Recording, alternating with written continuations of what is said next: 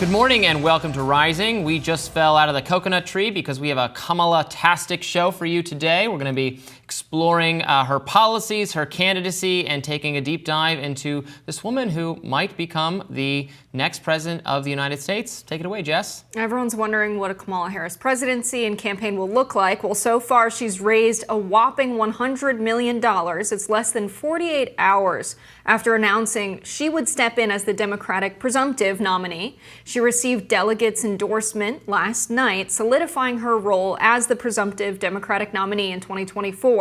Now, Harris may have had an inkling, as she's been playing for real of late. Harris was on fire last week in North Carolina. Let's take a look at that. And Trump proudly takes credit for overturning Roe. Make no mistake, if he gets the chance, he will sign a national abortion ban and outlaw abortion in every single state, but we are not going to let that happen. We are not going to let that happen because we have worked too hard and fought too long to see our daughters grow up in a world with fewer rights than our mothers. Now, there's some consistency in her opinions and fiery nature there. She's been vocal in the years since Dobbs, the historic Supreme Court 2022 ruling that overturned Roe v. Wade. Now, federal protection for abortion is something she's talked about. Here she is in the lead up to that bombshell Dobbs decision. Those Republican leaders who are trying to weaponize the use of the law against women, well, we say, how dare they? How dare they tell a woman what she can do and cannot do with her own body? How dare they? How dare they try to stop her from determining her own future? How dare they try to deny women their rights and their freedoms? Fast forward 2 years, Harris has made abortion access and women's health a cornerstone of her vice presidency. Here she is in the beginning of July. The majority of black women in America live in the South. You know that in the South, we have some of the highest rates of black maternal mortality. In the South, except for the state of Virginia, every state has an abortion ban. And what I find hypocrisy upon hypocrisy by some of these extremists is the same ones saying they're passing these abortion bans because they care about women and children have been completely silent on the issue of black maternal mortality. Now, Harris's policy views don't depart greatly from that of Biden's in many ways, although on some issues she might prove to be more progressive. We shall see. Now, on climate change, she has called for a ban on fracking, co-sponsoring the Green New Deal legislation, and even put forward an idea to ban the filibuster in the Senate so that climate legislation could be rammed through. We'll see if that proves to be popular. One user on X, resurrecting the 2019 plan, said, "Wow, cool." Of note, she did not follow up on those proposals once she became vice president, and she didn't dive into border reform in 2020, but she is expected to stick closer to Biden's approach to the U.S. southern border on her platform in this go-around. Reactions on X are continuing to pour in from all sides. One user posted, quote, "If you're complaining about Democrats having a general election nominee who ran to the left of Biden in 2020, supports all his best domestic policies, and staffers who resigned over Gaza say they feel she'd be better on Palestine, not sure what to tell you." That's Emma Vigeland of the Majority Report, a progressive podcast. Another user quoted ex-White House staffer Lily Greenberg Call, who said, quote, "I worked to elect Kamala Harris. She must break with Biden on Israel and Palestine." And I do think more should be looked into. Maybe we can get someone on the show to look more closely at how she feels about foreign policy. As you've said, this would end up being a sticking point for you, that she needs to be more full-throatedly on the side of Gaza or concerned about what Israel is doing in Gaza. My prediction is that she will prove to be even less progressive than Joe Biden. She's taken a lot of AIPAC. Specifically on foreign policy. Yeah, she's taken a lot of AIPAC money in her time in public office, and I think that we could see her take a position that is more progressive than Joe Biden because of what the staffers who are very close to her, who resigned over Gaza, have said. They said that they do believe she would be more progressive than Biden on Gaza. But what we've seen is that she's willing to meet with Bibi Netanyahu in private, but refused to preside over the meeting in Congress. So is that what we're going to get? Are we going to get a Kamala Harris presidency where it's similar to Joe Biden in the respect that publicly she says more progressive things about Gaza? She says we need a ceasefire. She says X, Y, and Z. And then in private, she's supporting Israel. She's pro-Israel. She's not about dismantling the apartheid state. She's not about having the freedom of movement or independence of Palestine post-war. Those are the things that a lot of progressives are looking at and are waiting to hear from, and probably aren't making a decision until they do. Yeah, I think she's in a little bit of a honeymoon period right now. I do not doubt, I see that Democrats, liberals, progressives, that the people who want Donald Trump to lose in November are excited, I think, just to have a different candidate, a candidate who is more alive than the candidate that they had before, that doesn't have such obvious, serious problems communicating that Joe Biden did, that can be trusted on a debate stage or on a campaign trail to not wander off, to not totally get confused about what they're talking about. All of that said, we should keep in mind that up until 6 months ago, Kamala Harris was known for two things. She was known for polling not as well as Joe Biden. She was polled worse than him for his entire presidency up until about 6 months ago, when when the dissatisfaction with him got to the point where she was actually polling better. That, and for, again, up until just very recently, the thing she was known for was being not so great at communicating clearly, being vague in her statements, saying things that were almost tautological or unclear, unburdened by what's been, time passing, blah, blah, blah, like things that people make fun of that aren't so shocking as Joe Biden's cognitive failings as of late. Compared to him, she's very articulate and philosophical and able to communicate, but for most of her time on the political scene, people have been making fun of her for not being a good communicator. So she has room for improvement. Right, and if I'm being kind. She's getting the support of progressives and people on the left because she did run to the left of Biden in 2020. Biden does not support a ban on fracking. He supports a policy of no new permits. So there's a difference there. He's not willing to get rid of the filibuster. When he was asked about this in 2020, obviously we haven't seen him put this forth in his time in office. But what he said was, I'll have to look into it. It's something we have to take a look at. Kamala Harris wanted to get rid of the filibuster to push a Green New Deal policy. Biden's flirted with kind of Green New Deal policies with the American Climate Corps and making investments in green infrastructure and having these sort of carrot policies to incentivize investment from private industry. Kamala Harris seemed much more willing to put public dollars forward to jumpstart that industry. So they do have some significant differences. I agree with you that she is more progressive, that she's to his left specifically on all those issues you just mentioned.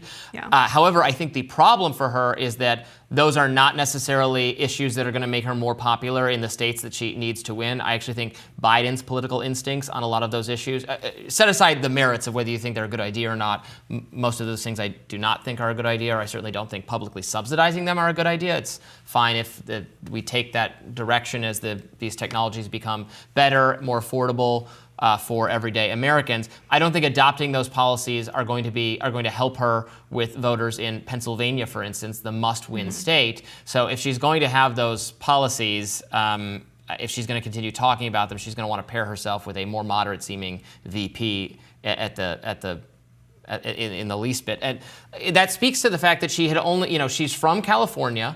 She ran on policies that will be, it's popular in California, all the things you're talking about, for sure.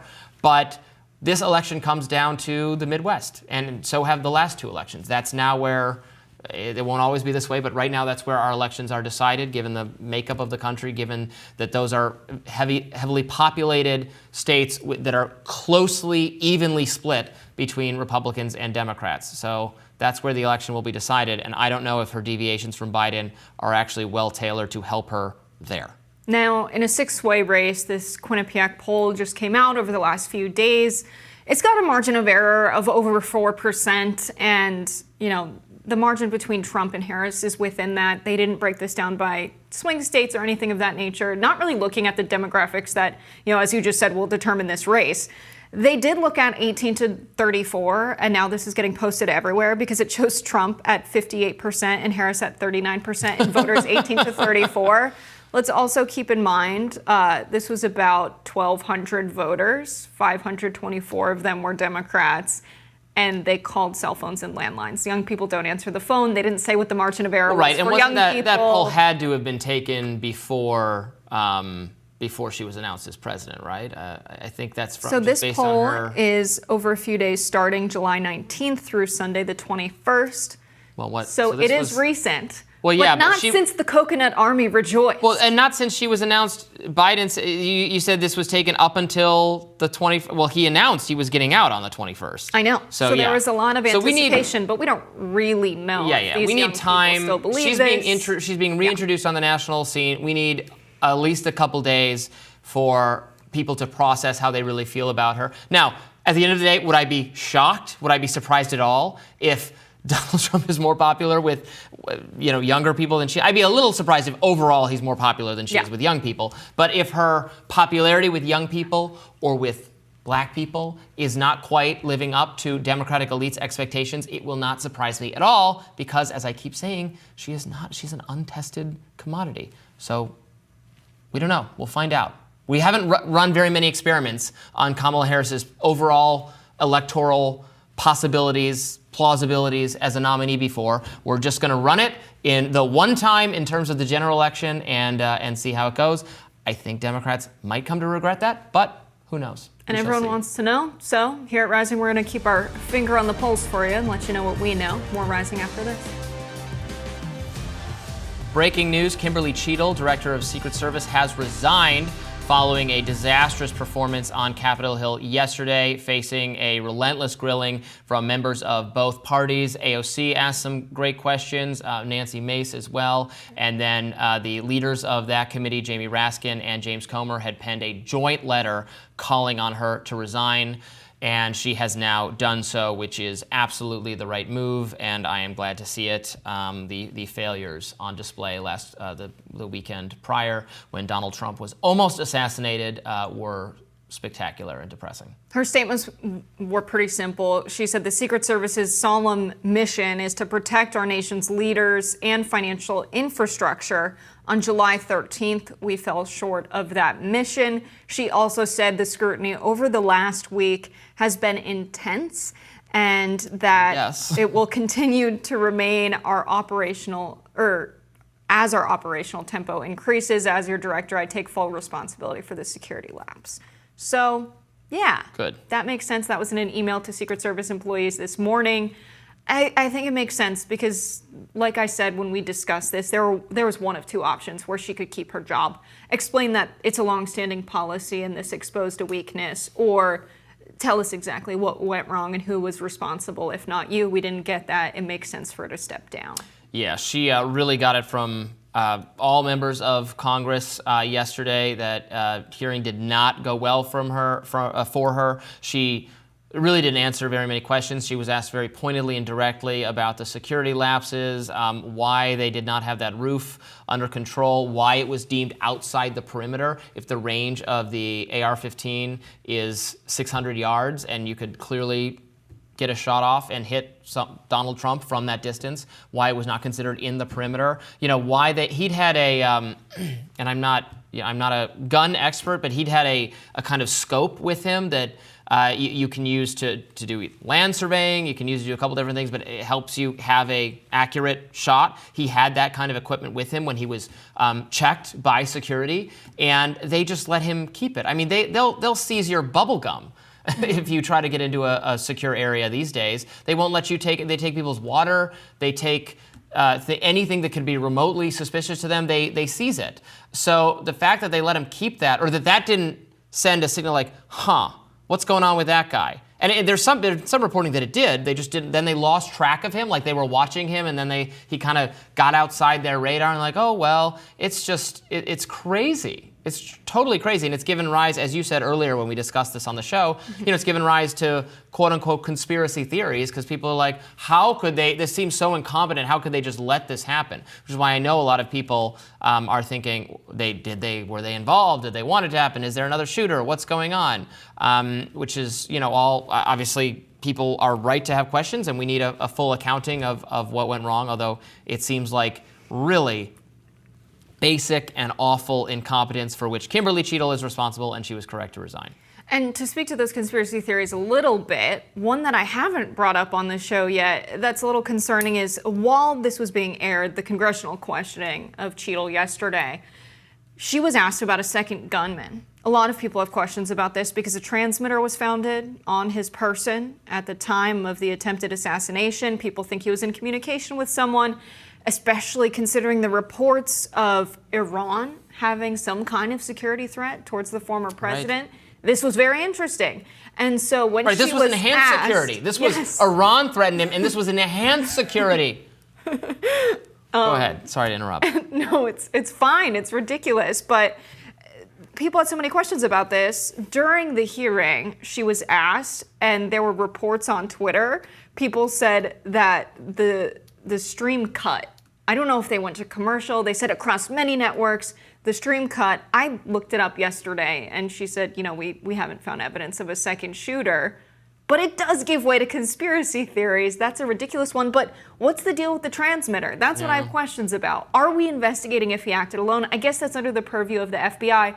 I want to know from Kimberly Cheatle that she's turning everything she has over to Congress and the FBI. And I think people feeling like public servants are withholding information from the public creates the conditions where not just people on that committee are asking her to resign, but a lot of calls from the public on the right and the left. They want her to resign. AOC was very hard on her. Ro Khanna asked tough questions. It's not just Nancy Mace and the like that were hard on her. No, I was glad to see this being very bipartisan. This is the rare kind of bipartisanship that I actually appreciate. There was a statement from President Joe Biden on her resignation. Biden writes, Jill and I are grateful to Director Kim Cheatle for her decades of public service. She has selflessly dedicated and risked her life to protect our nation throughout her career in the United States Secret Service. We especially thank her for answering the call to lead the Secret Service during our administration. We're grateful for her service to our family. As a leader, it takes honor and courage and incredible integrity to take full responsibility for an organization tasked with one of the most challenging jobs in public service. The independent review to get to the bottom of what happened on July 13th continues, and I look forward to assessing its conclusions. We all know what happened that day can never happen again. As we move forward, I wish Kim all the best, and I will plan to appoint a new director soon. So a kind statement from Joe Biden. Right. And from her statement, I thought the Secret Service was just protecting high-level personnel. The part about financial infrastructure, I feel like at one point, maybe a civics class, I learned that was a part of what they do. But it feels weird, doesn't it, that that's the same people? I think that's how they originated, right? If I'm recalling, I didn't know this history. Correct. The Secret Service was originally about. And now it's less of what they do. Well, I think I think more people are going to be learning their proper U.S. history on this because that's something that is not what I imagine when I imagine the Secret Service. Are they protecting Fort Knox? Yeah, What's their thing? Their original. We don't have the gold standard anymore. Is that why we don't think about that? Their original job was to suppress counterfeit currency. They were started in 1865. So that's less of an issue these days. So that makes sense. But yes, that was the origins. That's a little known fact. Protecting our fiat currency and our leaders. Yes, our fiat currency. Yeah, back when we had gold, but sadly we moved away from the gold standard, and now we have this worthless paper money. It's worth less and less every day. Yeah, they should get on that. It's worth more than gold. It's backed by the power of the working class of America, Robbie, and their productive capacity. That's worth more than gold. More Rising right after this. Kamala Harris is now the Democratic nominee, and some Democrats are relieved that Biden has been replaced. But Elizabeth Nolan Brown, my colleague at Reason Magazine, thinks that relief might be short-lived. Brown has been covering Harris for years, and she penned a recent article detailing the reasons that Harris historically has been unpopular. In her piece, Nolan writes, quote, "It's hard to conclude that Harris would fare worse than Biden. Yet, if one recalls, Harris's own ill-fated run, the Democratic nomination in 2020, and her time in politics before then, the math in this equation becomes somewhat fuzzier. Harris was a truly bad candidate, and prior to that, she perpetrated some truly bad policies. Here to dive in further on what we can expect from Harris on the road in November is Elizabeth. Thanks for joining us. Hi, thanks for having me. So Biden himself ran some bad presidential campaigns in the past. He's had to drop out before because he couldn't overcome such bad things, and he became the president. So can we see a turnaround from Kamala this time around?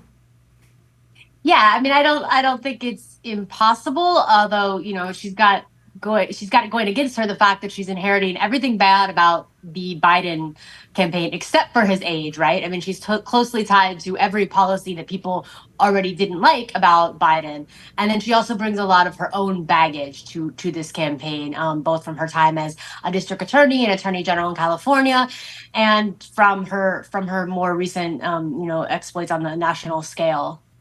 So let's get into her record as her involvement in the criminal justice system in California, because obviously when she tried to run for president in 2020, she attempted to shed that skin because the national moment was very much about George Floyd and reckoning with police violence, and she tried to pretend she'd always been this deeply progressive person, progressive prosecutor. And I think in your reporting, you've shown how that just was totally not true or a sincere belief of hers at all. Can you speak to that? Yeah, I mean, when she was a district attorney in San Francisco, she actually ran to the right of the existing district attorney.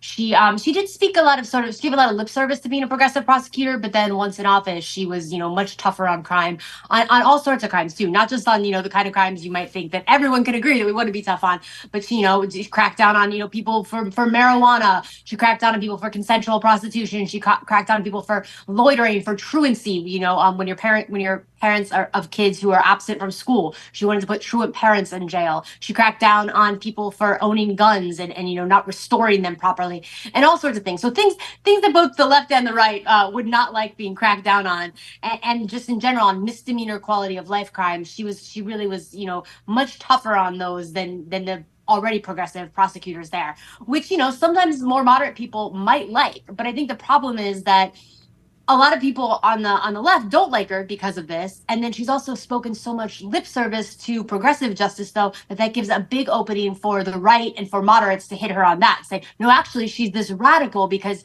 she's, talked like that. Now, Kamala Harris's campaign in 2020 was criticized from the left. It sounds like a lot of members of the right, the tough on crime party that's been complaining about the crime wave and attorneys general who will not enforce the law, they're talking about Kamala Harris's record as well at a time when the left is unified in a pretty unique way against a Democratic presidential candidate in a way I haven't seen before, not since Bernie Sanders. And so it's interesting that the right is seemingly making points that make her more attractive to the people who are interested in this tough on crime narrative and having a president who's tough on crime. Do you see this really being a problem in an environment where she's not running against someone to her left, but someone to her right? I don't see it as being as much of a problem as it was in 2020, because obviously that was a Democratic primary. This may have alienated some Democratic voters who might not have her be their top choice for a candidate. But yes, like you said, like compared to Donald Trump, they're probably still going to pick Harris over Donald Trump. But this could alienate some people who might not vote for either of them. Some independents, definitely some libertarians, or just some more Democrats who are more concerned with civil liberties and with criminal justice reform issues. I think that it could, cost her some of those votes. They might decide to vote independent. They might decide to vote for libertarian candidate Chase Oliver. They might decide not to vote because there is a lot of antipathy towards Harris amongst the left. But I don't think it will be as big of a deal in this because it is not a primary, it is a general. And because, like you said, we are sort of at a different moment with regards to criminal justice reform than we were in 2020. I mean, I just think she's remarkably untested up to this point because she did not actually perform that well in the 2020 primaries, and because of the way this has horribly. worked. Right, she did not do well, and now she's been thrust into this role largely by Democratic elites and big donors who didn't want Biden anymore, which is not to say there was like tons of enthusiasm for Biden among the base either. But, here she is. I mean, the task of winning the election, right, is introducing her to swing voters in the Midwestern states that you and I are from. You're in Ohio, I'm from Michigan, selling her to those people. And I think it's very much an open question whether she will be, whether those kinds of voters will be interested in her when she, like you said, has a lot of still is associated with the failures of the Biden administration. And in some ways, on a couple issues, I think she comes across as more progressive in an alienating way on maybe, for instance, energy issues. She's obviously leans into the aspect of her identity and all of that, which is exciting for progressives and liberals for a black woman to come so far and all of that, but doesn't necessarily get you anywhere with the kind of voters that they need to win in the swing states. Yeah, I mean, I think with those people, what the things we were just talking about, the criminal justice stuff is not going to matter with that audience. I think more so the problem that she has is that people don't know who she is. And there's this sense that you can't know who she is because she flip-flops so much. She's vague. She changes her position or she just won't commit to any sort of position. And this is going back to her presidential campaign in 2020. This is going back to her run for Attorney General of California. This is the longstanding feature of Harris, is that it's just, sort of impossible to tie her down. So I think people rightfully sort of get this idea that she's sort of slippery, that she might be sort of phony, that it's hard to know what she actually stands for. And people bristle at that, for all of Joe Biden's flaws and for all the, the kind of whoppers he actually did tell, he had this quality of seeming very authentic and seeming like someone you could trust. That was at least his demeanor. And I think for, normie voters who weren't paying too close of attention, that really resonated. And I'm not sure that Harris has that same sort of authenticity and trust that Biden did. I don't know. I'm going to be honest. A lot of these criticisms of Kamala Harris don't feel very real. Of course, you can watch her speeches and get to know her. She spent all of last week campaigning across North Carolina, the state that I'm from. I've seen a lot of Republicans and conservative leading voters that are really independent thinking. They like her. They like what she has to say. On the other side, you have Donald Trump, who hardly ever commits to a policy promise, whereas in 2020, we had Kamala Harris speaking about lowering taxes for working class and middle class families, talking about giving teachers a pay raise, ending the filibuster to get New Deal type policies. She spoke about affordable health care and a path to a public option. So I can name a handful just based off of watching her speak last week and knowing her from 2020. So I don't know. It feels like conservatives are sort of throwing mud and nothing seems to stick. What do you think the real qualms of a swing voter in a swing state, someone who's independent minded, that would go for Trump over Harris? Well, I mean, like you just said, you've seen her say these positions, but a lot of these things she is not consistent on. I mean, during the 2020 election, she was for Medicare for all, then she wasn't for Medicare for all, then she was for it. She criticized Joe Biden for his busing policies, but then it came out that she was also opposed to those busing policies. I mean, there's a lot of things that she says in the moment, and depending on who the audience she's talking to, she says what they want to hear, but then you go back and look at her past statements, or you give it another week and she's saying something totally different. So I think that's going to be one of her big liabilities, is just, no matter what she says, it might sound good in the moment, but there's not a lot of consistency there.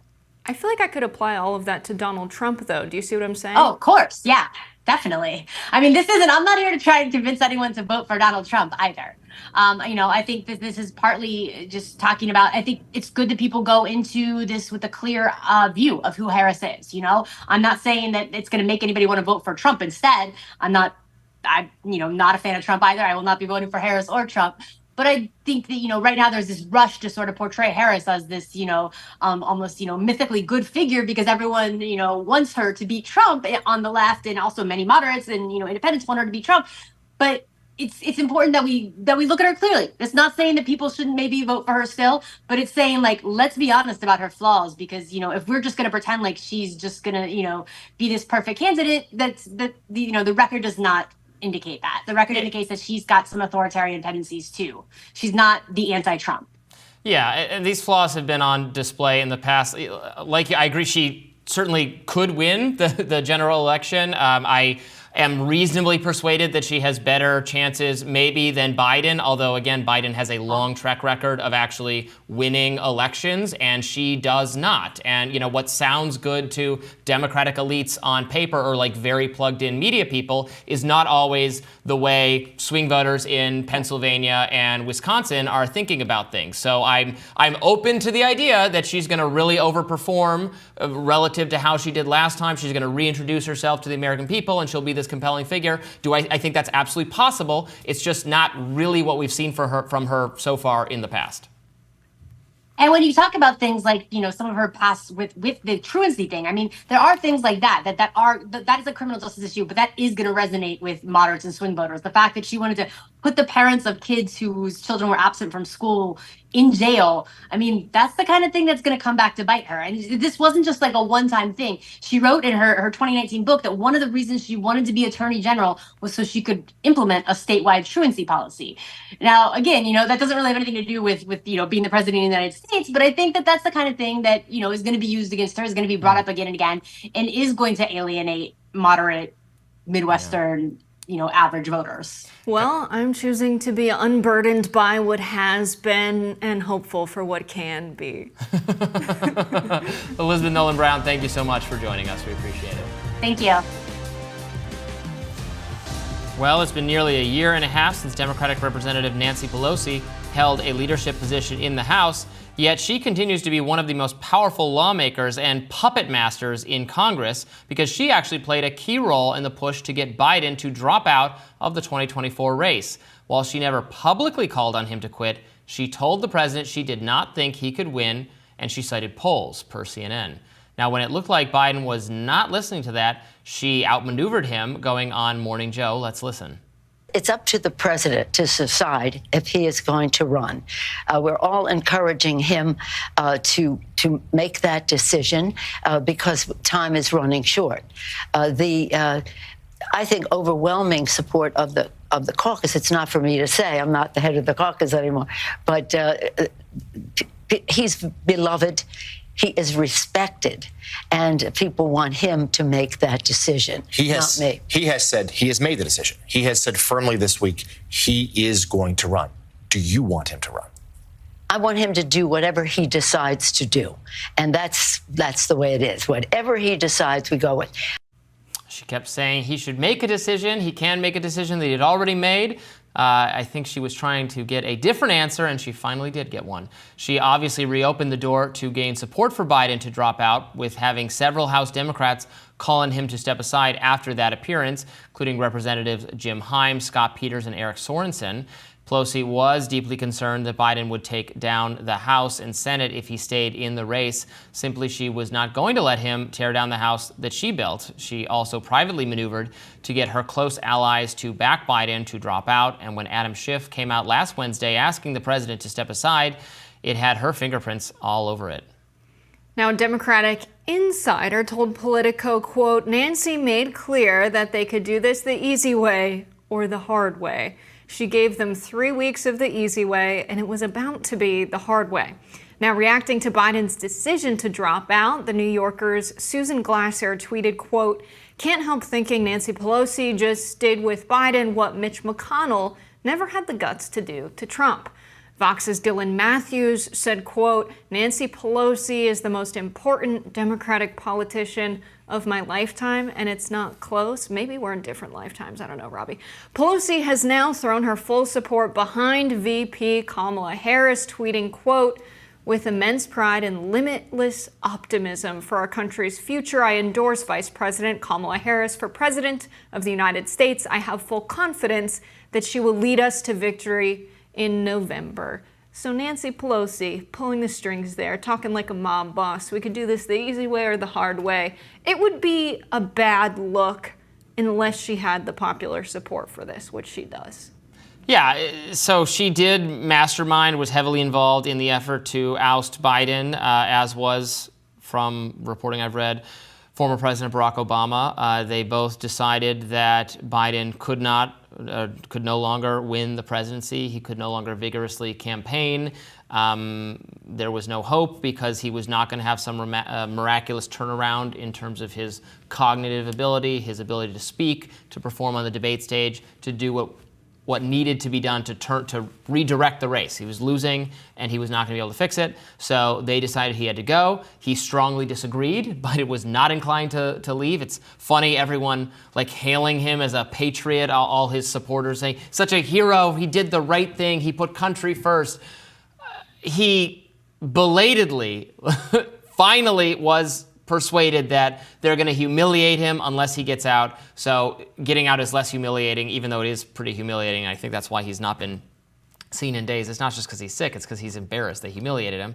But anyway, she has succeeded in getting him out and getting Kamala Harris substituted. I would describe this as a kind of puppet master type role. I don't know that this is a good thing that she has so much power that she was able to swap the candidate who actually won all the delegates and was selected in a quasi-democratic process for a candidate who is just the choice of the party elites, the next in line, and has not been decided on via democratic forces in this election that democracy itself is at stake. But here we are, nevertheless. Everything's legal. Everything's within the bounds of our democratic system, Definitely, Robby. it's not. I didn't say it was illegal. It's legal, but it's small. It's undemocratic, small d. Yeah, I think they didn't vote. it's They didn't vote for her. popular. Nobody voted for her. But it's popular. What do you mean it's popular? Like the decision to have Joe Biden step aside, is popular. Yes, based on polling, yes. But And we don't the just majority decide, of Democrats support Okay, her. should we just the majority? The polls right now have Trump winning the election. So should we just call the election right now for Trump because the polls have him up? No, we have to have people vote. And sometimes polls say one thing and the way people vote is a different way. I'm just saying she was not actually selected during the primary voting process. I don't really care. I just But think during that the could end up primary- hampering her is that lots of people didn't get into the ballot box and say, yes, Kamala Harris, that's who I want to be my nominee. It didn't happen. But she's the VP pick. We Yeah, but they knew don't this vote for a going into VP the primary. but they don't vote for a VP in the they just vote for Biden, and then she was his VP choice. I think So that's very silly. they- I think that I don't think it's silly at all. Go So ahead. should they have voted for J.D. Vance to be the VP pick? Well, I don't. In the Republican You're right. They Party? didn't vote for J.D. Vance either. And if the And if so Republican if Trump stepped elites, aside, they would hold another primary election? if Republican elites somehow got rid of Donald Trump and said we want J.D. Vance instead, yes, I would call it very undemocratic, even if it was perfectly legal and within the process. And also, his people would never stand for it. In the Republican Party, the people. There is genuine enthusiasm and support for Donald Trump, and having him swapped out for someone else would be some elite Mitch McConnell, highest level Nikki Haley fever dream that could never happen. On the Democratic side, well, it happened. And yeah, the people are going along with it because you're right, there was not a lot of affection for or desire to keep Biden as the candidate. I accept that.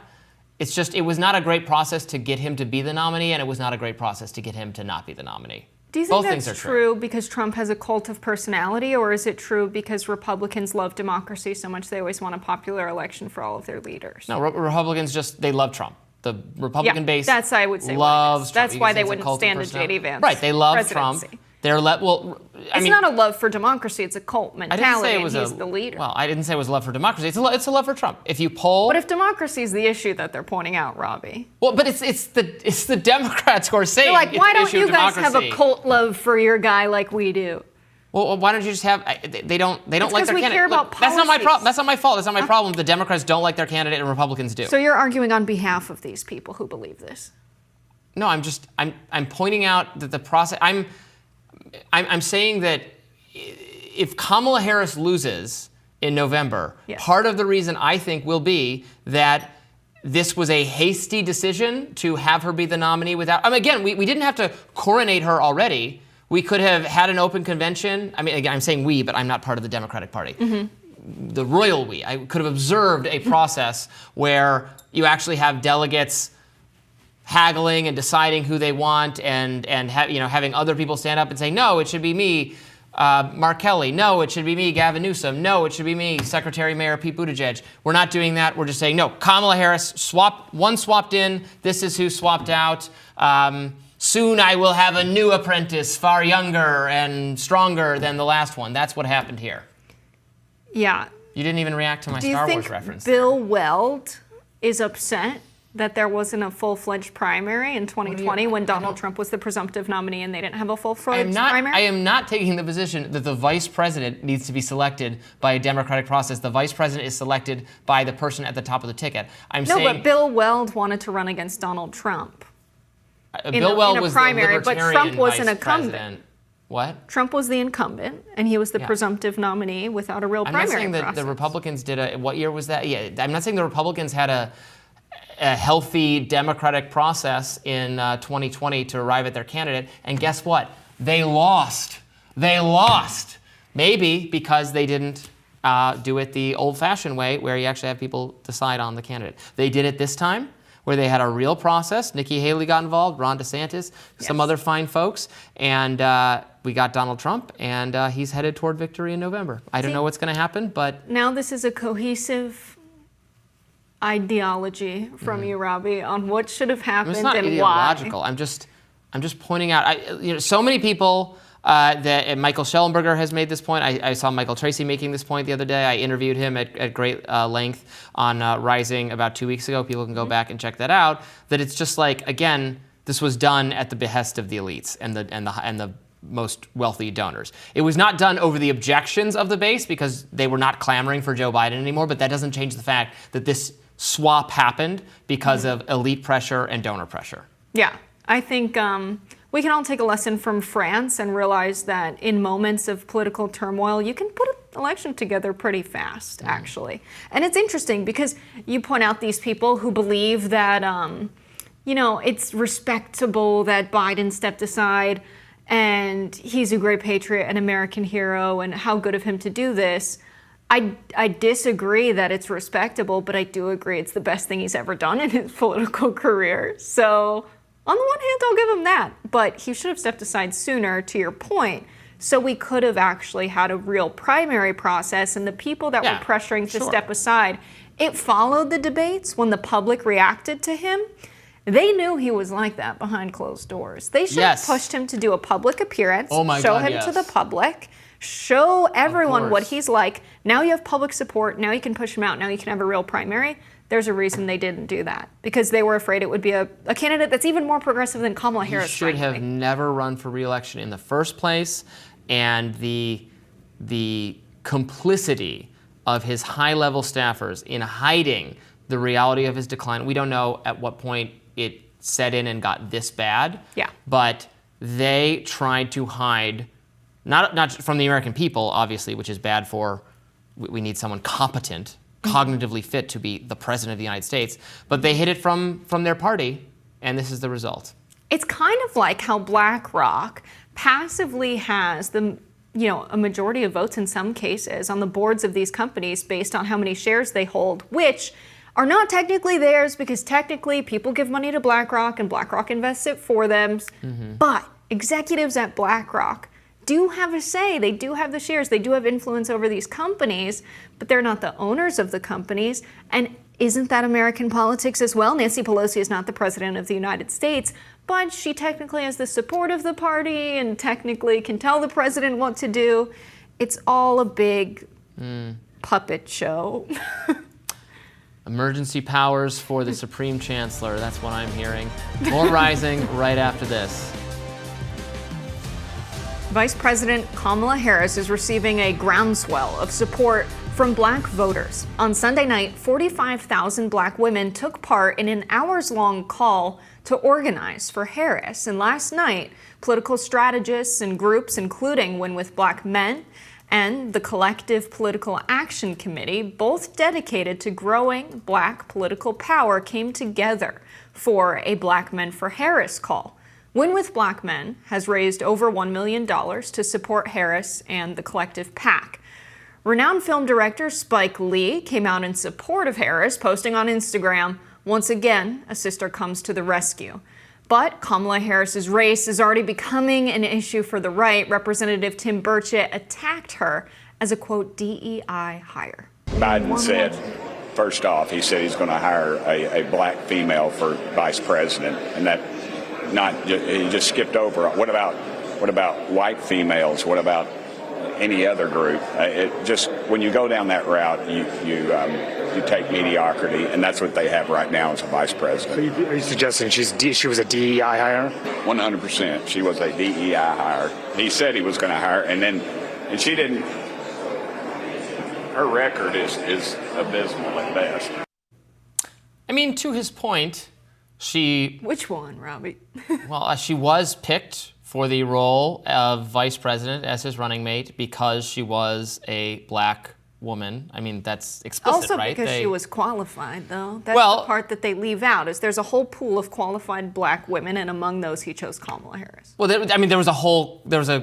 qualified is something we can argue about. There was a lot of qualified people. There were a lot of people running for president at the time. Amy Klobuchar, Mayor Pete, Elizabeth Warren, Bernie Sanders. Bernie Sanders was the runner-up in the race. He was the one who performed second best, and he was the one who lasted in the debates longest against Joe Biden. He was the runner-up in the previous election cycle, and there was no question of Biden choosing him to be his running mate. That was forbidden because he was not a black woman. No, it was forbidden because I would he's a say socialist, it was, Robbie. That's not the reason they said they weren't going to pick it. I mean, you could. Fine. Then in that case, if you're arguing that the Democratic elites were unwilling to have someone who was genuinely left on the ticket, I would agree with you. Yes. But their excuse was that, no, we need to pick a black woman. So that, I think, actually shows how DEI can get in the way of advancing overtly a said truly that, Robbie? progressive. I mean, at the debates, they said, "Will you pick a black woman?" Or they said, at least, will you pick a woman? I think Joe Biden pledged to pick a black woman, and Bernie Sanders, I believe, said he would be extraordinarily likely to pick a woman, and maybe didn't commit himself to specifically a black woman.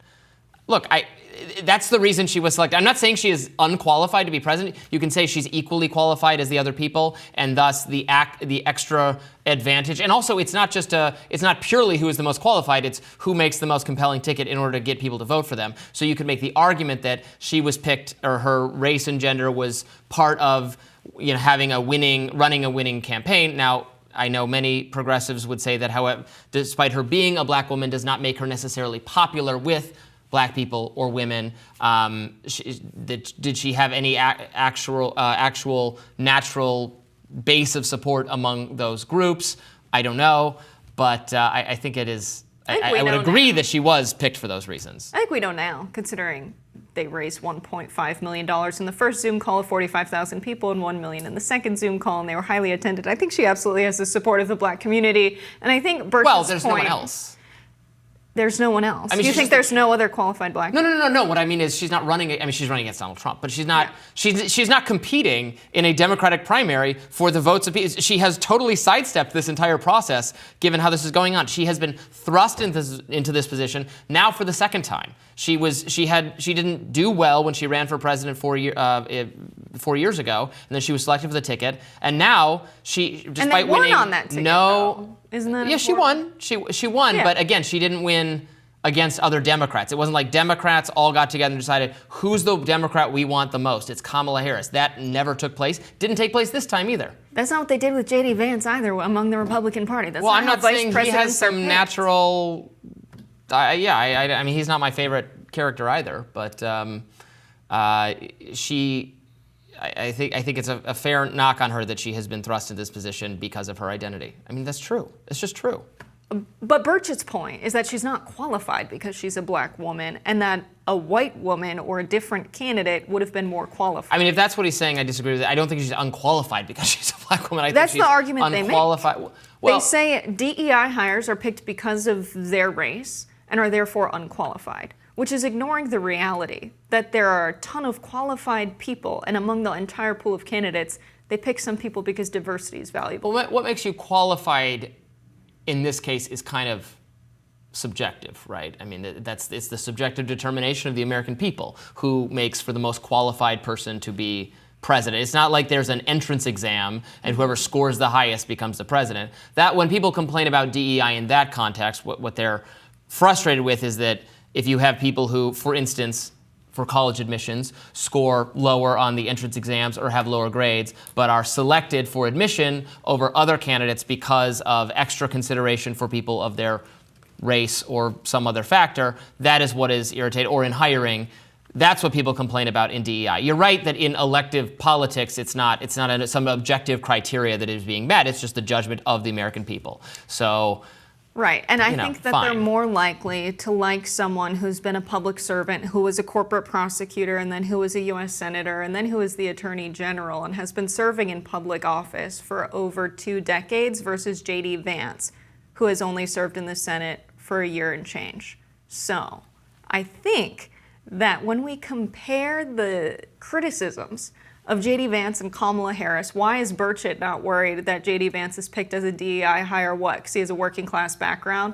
He wrote a best-selling book. That's what he did to get this job. Yeah, Kamala Harris has years of public service. I don't think J.D. Vance was picked to balance the ticket or for diversity reasons. Obviously, he's not. Actually, he's really not dissimilar from Trump in terms of his ideology and who he speaks to. Yeah, look, they're both very wealthy men. J.D. Vance comes from a very extremely humble background, as his book is all about, and he really pulled himself up by his bootstraps and then made a lot of money in venture capitalism and is now very wealthy and entered the Senate and has not been there very long. Sure, that's his background. I mean, if the American people think the duration of time in public service in government is the compelling attribute, then yes, Kamala Harris is more qualified than J.D. Vance, although no one can match Joe Biden's decades and decades and decades in government. That has not necessarily made him, I think, a popular figure. I think the American people often think government is dysfunctional, and people who've been in it in a long time are captured by it or are not interested in fixing the problems, and they want outsiders to the process. So I agree, totally. Yeah. But Burchett criticizing Kamala Harris for being a DEI pick is ridiculous, given the current comparison. No, I guess I disagree. Anyway, yes, she's certainly raking in a lot of money. That was the most explicit reason for Biden to be swapped out for Harris, is that the donors had stopped giving and had indicated they would not give any more money to Joe Biden. And so they got their way, and now they have Kamala Harris, and the money is flowing again. These are small dollar donors, Robbie. This is an average donation of $37.50 among that group of 45,000 women in the call who fundraised $1.5 million. These are not the donors who are withdrawing their support for the Democrats unless they switch the candidate. It's not these donors, but those people are going to be writing checks again. Yeah, these are not the elites. She's the choice of the elites. She's brought a lot of popular excitement among Gen Z, among black voters that were maybe unlikely to turn out at all. And so I think that's really good. And I think there's a lot of time for J.D. Vance's whole shtick of being a working class guy who fights for working class people to be exposed. I mean, when he was running in 2022, I made a TikTok that got 2 million views that was exposing J.D. Vance for the same thing. He still got elected in Ohio, but I think now we have a lot more time to reflect on that record and not just say J.D. Vance is a guy who is perfect for the Republicans, because he's a working class guy who's willing to sell this message that Republicans are the best for working class people. Trust me, I'm just like you, when in reality, his biggest donors are big tech. He was a venture capitalist, and he's selling working class people out to policies that benefit the elites. More Rising right after this. When Israeli leader Benjamin Netanyahu made plans to address Congress, it was President Joe Biden who was running as the Democratic nominee for president. But when Netanyahu speaks on Wednesday to Congress, the political constellation will be quite different. In fact, there are hints that a President Kamala Harris might be tougher on Israel. Let's watch this appearance in March. People in Gaza are starving. The conditions are inhumane. And our common humanity compels us to act. And the Israeli government must do more to significantly increase the flow of aid. No excuses. Our next guest, international relations expert and Harvard professor Stephen Walt, has argued against the mainstream consensus when it comes to the Middle East. He and his co-author John Mearsheimer made a splash in 2006 when they criticized the Israel lobby in the U.S. and the influence they believe it has over foreign policy. Stephen Walt joins us now to discuss Netanyahu's visit to the United States. Welcome to Rising, Professor. Nice to be with you. Yes, thank you for joining us at this very interesting political moment. Joe Biden, still the president, obviously, but not going to be the candidate any longer. There was question of whether Kamala would be meeting with Netanyahu. What is at stake in this visit? How is the U.S.-Israel relationship potentially going to be impacted by Kamala stepping up into the presidential candidacy slot and possibly the presidency in November? Well, I don't think it's going to have a dramatic impact on the U.S.-Israeli relationship, which is, reinforced by a whole variety of political forces. Kamala Harris has been slightly more critical of Israel's conduct in Gaza than the rest of the administration, but she certainly hasn't been as critical as people like, say, Senator Bernie Sanders and some other members of the Democratic Party. I don't think you're going to see a huge amount of daylight here. In terms of the political stakes, I mean, the stakes for Prime Minister Netanyahu are primarily his own domestic political survival in Israel. And I think his main motive for wanting to come to Washington is to try and convince Israelis that he's still the best leader to deal with U.S. leaders. His problem is that all of this has been overtaken by the political events here in the United States. So the visit's not likely to get the same degree of attention that it might have absent President Biden's recent announcement that he was not going to run. Now, a lot of people have compared the U.S.-Israel relationship to the relationship the U.S. had to South Africa when it was an apartheid regime, being one of the last countries to call what was going on in South Africa an apartheid. They had Nelson Mandela listed as a terrorist. And now we're at this point where the international community has absolutely called Israel an apartheid state, called for the end of the genocide in Gaza, called for the arrest of Netanyahu. Do you see any potential lane for someone like Kamala Harris, who's taken a lot of money from the Israel lobby, who is outspokenly pro-Israel, to say it's okay to have Zionists want to live in Israel, but it can't be an apartheid state, and it can't be under the extreme right-wing rule of Netanyahu, and they can't push native Palestinians out? Do you see that being possible in the near political future at all? Actually, I don't. I think you do see lots of things shifting, more fundamental forces, particularly a generational change here in the United States. And of course, what's happening in Gaza has altered a lot of views, sort of exposed exactly what's been going on there for many years. But again, the support from groups like AIPAC is still pretty critical to American politicians. I think the main institutions in the Democratic and Republican parties are going to remain strongly supportive of Israel. What you may see going forward is American support being somewhat more conditional, where the United States begins to condition some of its assistance and, for example, the protection we provide in the UN Security Council on greater Israeli progress towards a genuine two-state solution. Now, the Israeli Knesset just passed a resolution last week saying that they were firmly opposed to any kind of two-state solution, which, of course, is directly at odds with what stated American policy is. So that tension is going to exist. It's going to exist regardless of who the next president is. And I think we're going to see some incremental changes, but not a sea change anytime soon. In Israel, it seems to me that there's been and continues to be tremendous popular support for, if not for Netanyahu himself, obviously he's a controversial figure who faces a lot of political and legal challenges in Israel, but there is support for continuing the war against Hamas until a point at which Hamas is either eliminated or surrenders or gives up the fight from their side. There's support for continuing to do that. Whereas in the U.S., there's, you can argue, rising support among some certainly many on the left, even some on the right, for disinvesting the U.S. from this war effort, or saying that the aid, as you pointed out, could be conditional on making some kind of agreement between Israel and Hamas to end the war. But my point being, the U.S. still so far apart from not just what Netanyahu wants, but what the people of Israel want, and what the policy is likely to be, even if Netanyahu is no longer in charge. Is that not the case?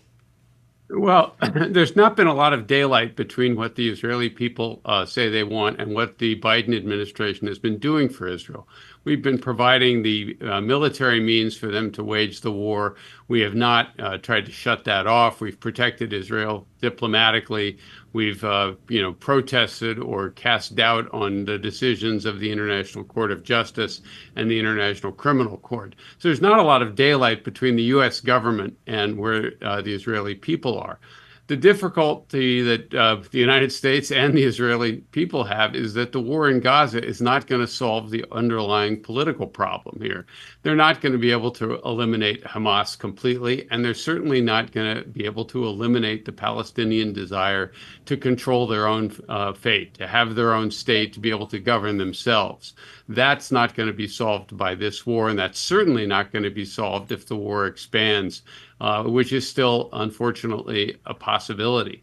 Finally, this does put the United States in a very awkward position because not only are we defending a set of policies that are not morally justifiable, but it does have significant strategic consequences for how the United States looks to the rest of the world and costs the United States a considerable amount of prestige, say with the global South, but also in some parts of Europe as well.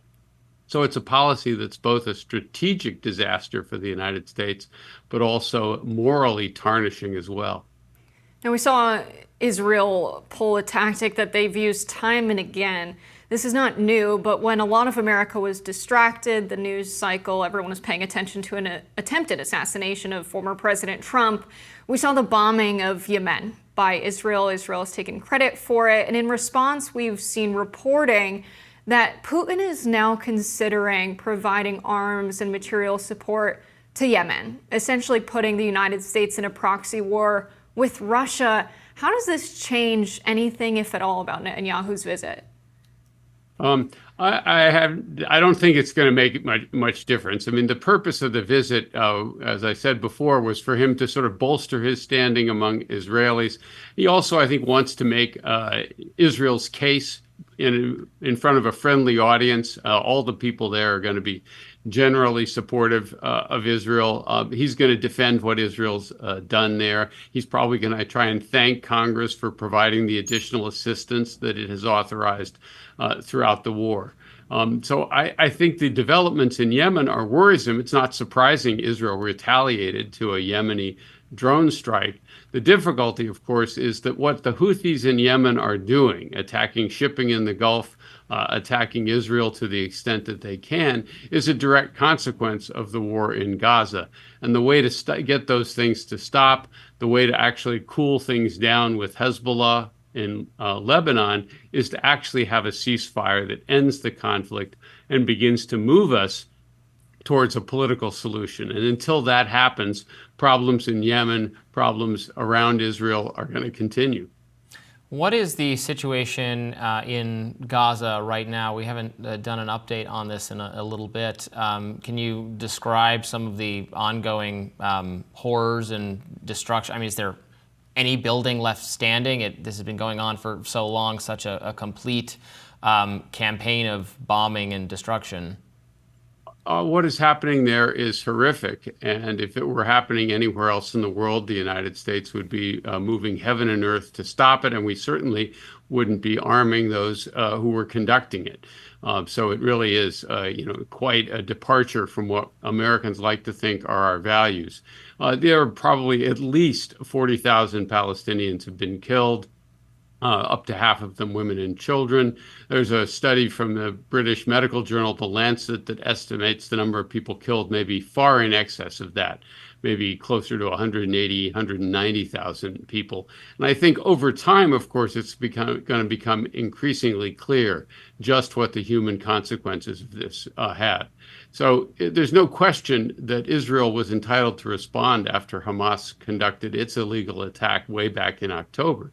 The problem is its response has been both disproportionate, horribly disproportionate, arguably genocidal in character, but also is not going to solve the underlying political problem. So it's both brutal, but it's also at some level politically pointless.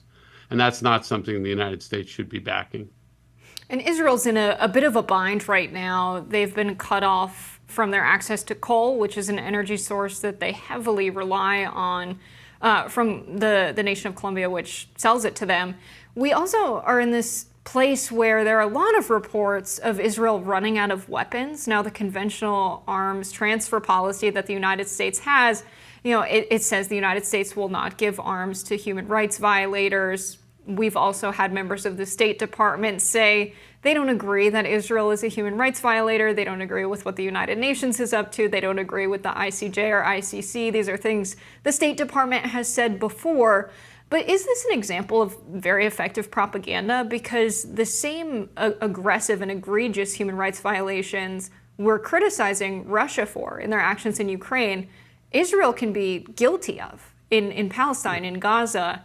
Do you think that there's going to be a fracture in this? How much of it do you see as relying on this Christian nationalist view that Israel is a nation enshrined by God, that a lot of members of Congress like Burchett, like Lauren Boebert, they really believe this as well? That's a hard ideology to crack through.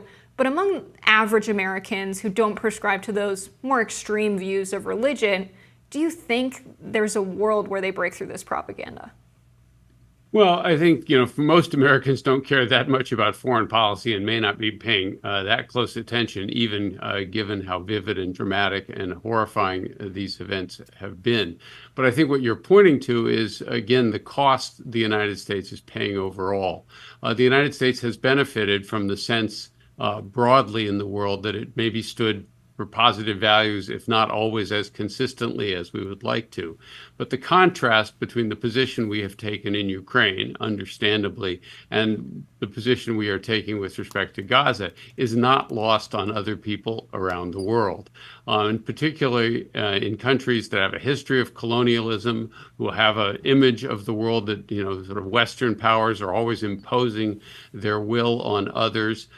What's happened to the Palestinians resonates very strongly with those populations. And when the United States is clearly guilty of double standards here, we pay a political and diplomatic price for that. Now, we're a great power. We can sometimes ignore what the rest of the world does, but it does make the rest of American foreign policy more difficult to transact. And it's one of the reasons why the United States has had trouble getting much support outside of Europe for the policies we've adopted towards Ukraine. And I think that lesson is becoming obvious to more Americans, and it's something that, the next president, regardless of who it is, ought to take seriously. Professor, thank you so much for joining us. Stephen Walt, we really appreciate it. Nice talking with you both. The other day, Elon Musk said his 20-year-old son is, quote, dead. This is what the billionaire had to say during an interview with conservative commentator Jordan Peterson. Now, Musk's daughter, who changed her gender to female and her name to Vivian Jenna Wilson in 2022, had dropped Musk's last name and saying that she no longer wishes to be related to Musk in, quote, any way. Here is Musk describing that transitioning process in an interview. It wasn't explained to me that puberty blockers are actually just sterilization drugs.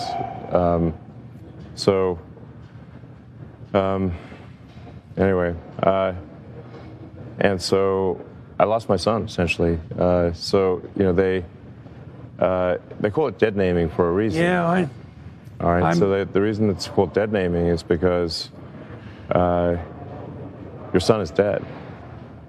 So my son Xavier is dead, killed by the woke mind virus. I'm sorry to hear that. Yeah. I can't imagine what that would be like. Yeah. So.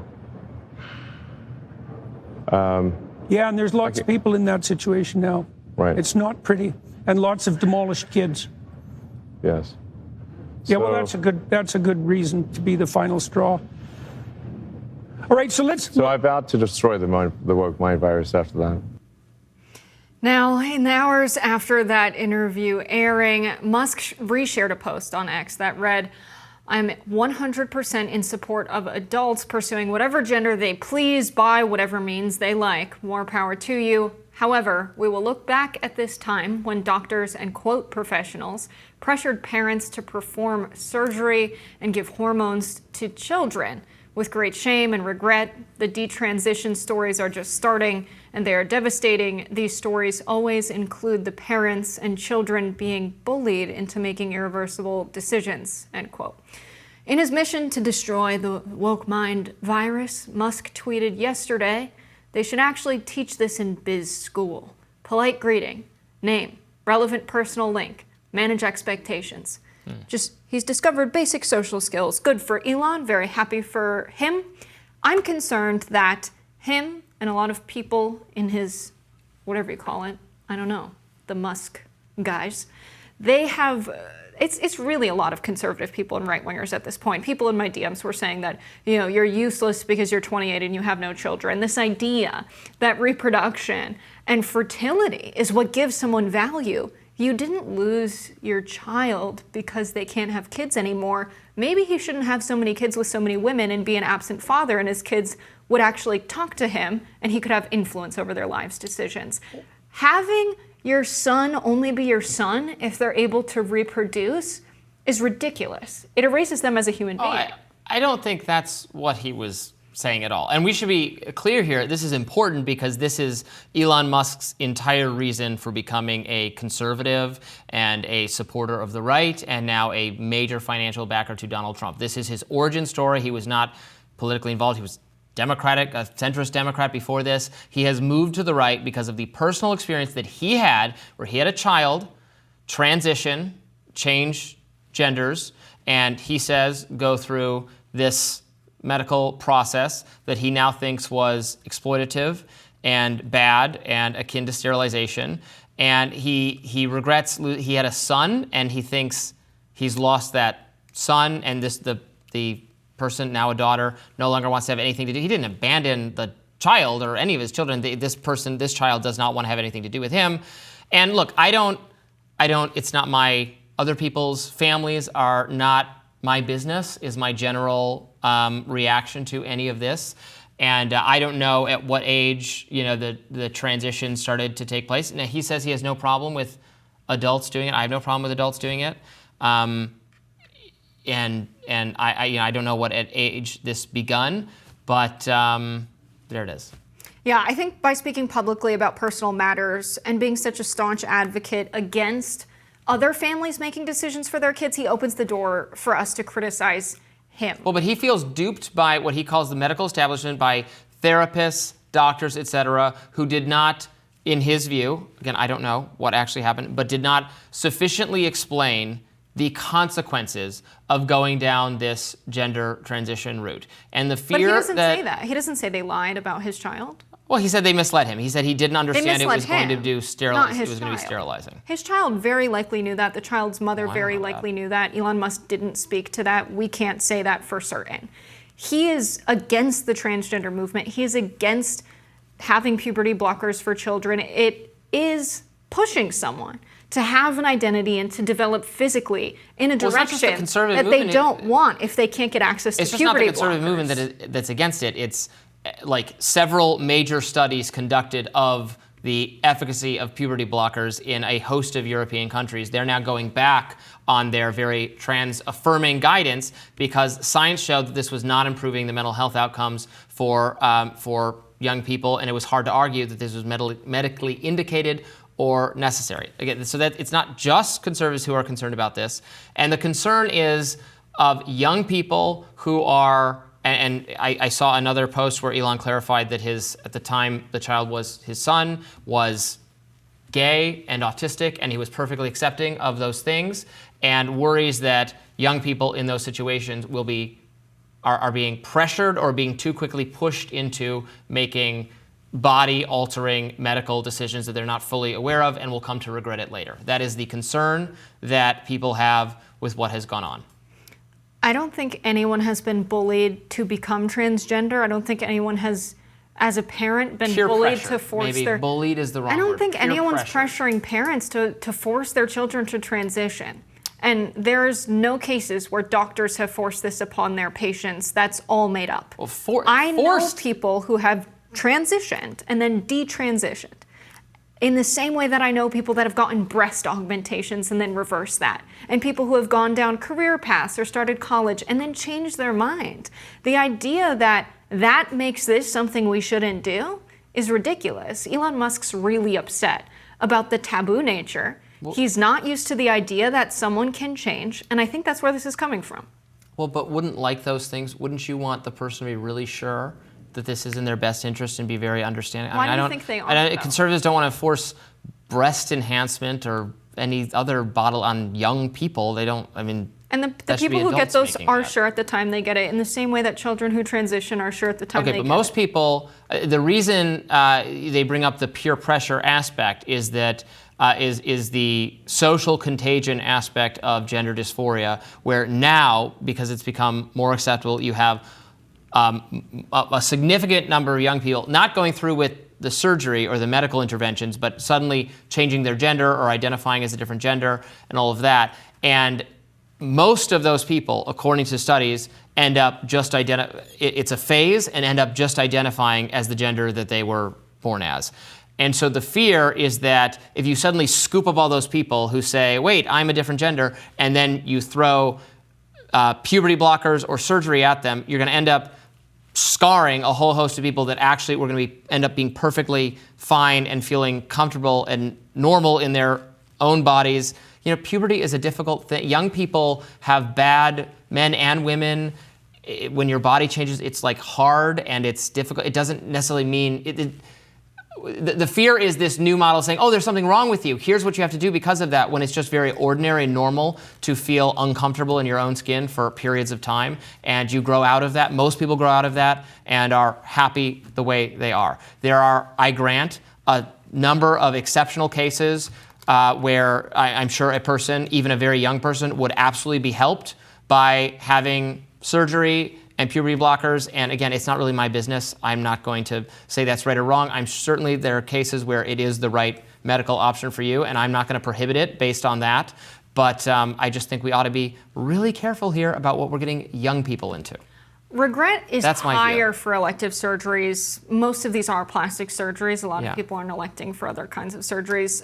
Breast reconstruction, it's 9.1% breast augmentation, 10.2 to 33%. Well, people shouldn't have done those either, right? Like, what is that? That in cases where someone has transitioned, who detransitions, is 1 to 8%.